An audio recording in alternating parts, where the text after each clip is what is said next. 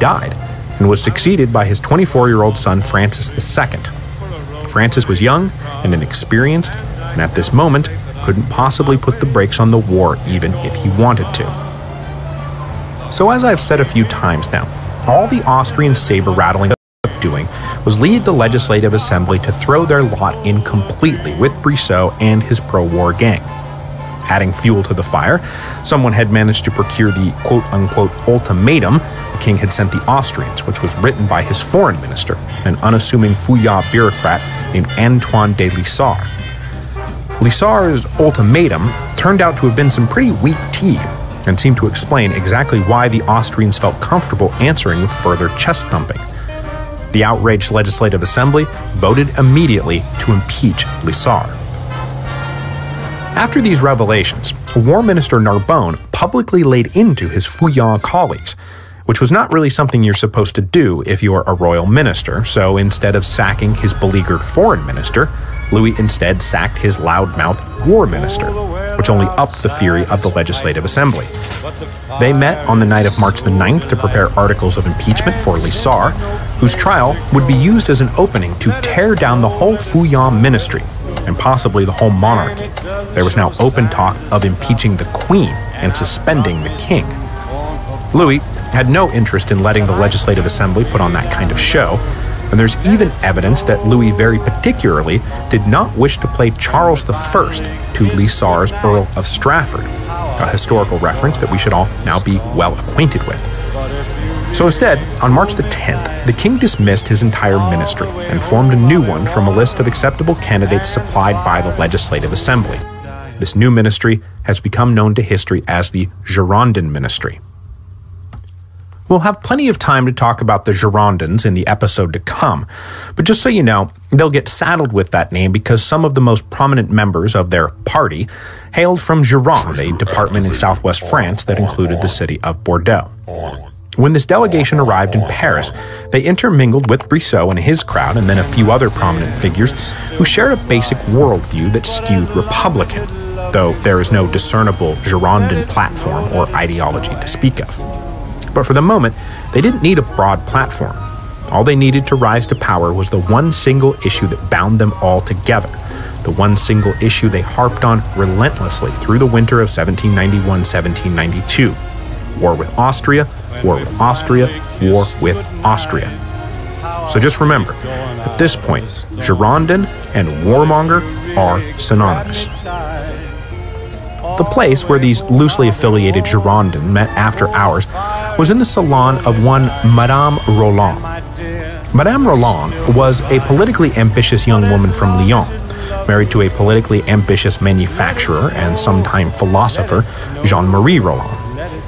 By all accounts, Madame Roland was the more impressive and influential of the two, but the rules of the day forced her to sit on the sidelines.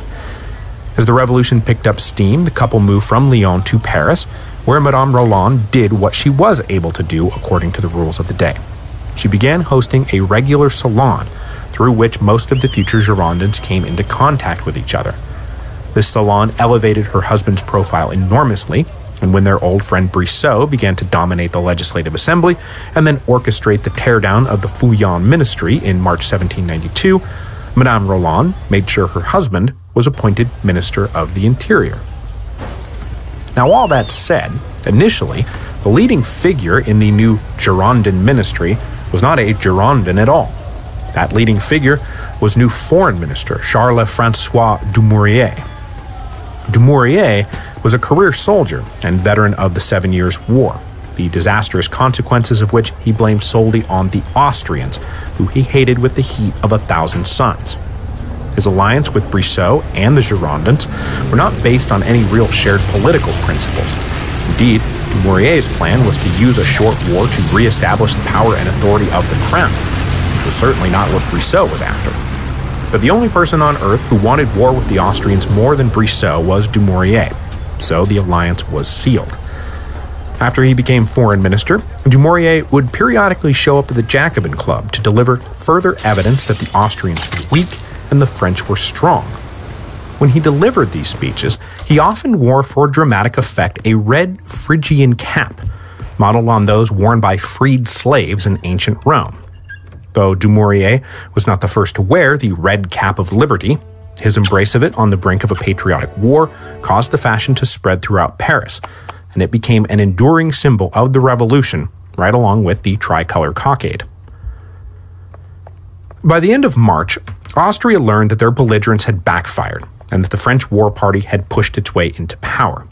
So in the middle of April, they moved 50,000 troops into position along the border, and it was clearly now just a matter of when, not if, the war would commence. When reports of the full Austrian mobilization reached Paris, the Legislative Assembly decided there could be no further delay, and they told the king it was time to make good his ultimatum. So King Louis and his ministers entered the Legislative Assembly on April the 20th, 1792, to do just that. Dumouriez kicked things off with a scathing attack on the Austrians and every poisonous fruit born of the despicable Treaty of 1756, which had made France the slave of Austria and drained French blood and treasure in the service of a deceitful and treacherous ally. Then, to the rapturous applause of all the assembled delegates and spectators, the king stepped forward and asked for the assembly to declare war, which they did nearly unanimously. There were only 7 no votes from the 700-plus delegates. Pointedly, though, this declaration of war was aimed only at the King of Hungary and Bohemia, that is, Francis II. This was because A, Francis hadn't been confirmed as Holy Roman Emperor yet, but more importantly because B,